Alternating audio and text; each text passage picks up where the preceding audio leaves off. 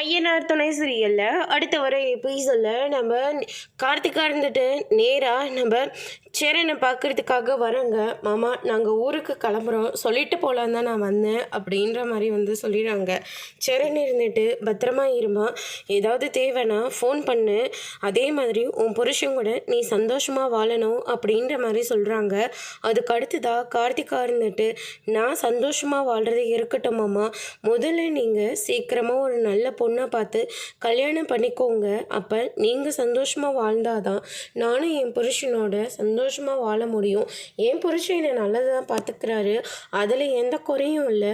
ஆனால் உங்களை நினச்சா எனக்கு ரொம்ப கஷ்டமாக இருக்குது, தயவு செஞ்சு நீங்களும் கூடிய சீக்கிரமாக கல்யாணம் பண்ணிக்கோங்க அப்படின்ற மாதிரி சொல்லிடுறாங்க.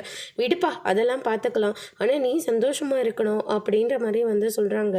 அதுக்கு அடுத்ததாக கார்த்திகோட ஹஸ்பண்டும் வராங்க. அவங்கள பார்த்த உடனே கார்த்திகா கிட்டே இருந்து கொஞ்சம் விலகி நிற்கிறாரு. அதுக்கு அடுத்ததாக கார்த்திகோட ஹஸ்பண்ட் இருந்துட்டு, என்ன சரண் எப்படி இருக்கீங்க, என்ன கார்த்திகா கூட பேசிகிட்டு இருக்கீங்களா? ஆமாம் ஊருக்கு போகிறேன்னு சொல்லிச்சு, அதனால தான் பார்த்து பத்திரமா இருந்துக்கோன்னு சொன்னேன், மற்றபடி வேறு ஒன்றும் இல்லை அப்படின்ற மாதிரி சொல்கிறாங்க. அதுக்கு அடுத்ததாக உங்களுக்கு ரொம்ப பெரிய மனசு இல்லை சரண் அப்படின்ற மாதிரி சொன்ன உடனே சரணுக்கும் கார்த்திகாவுக்கும் என்ன சொல்ல வராருன்னு புரியல. அதுக்கு அடுத்ததான் மாப்பிள்ளை என்ன சொல்கிறீங்க?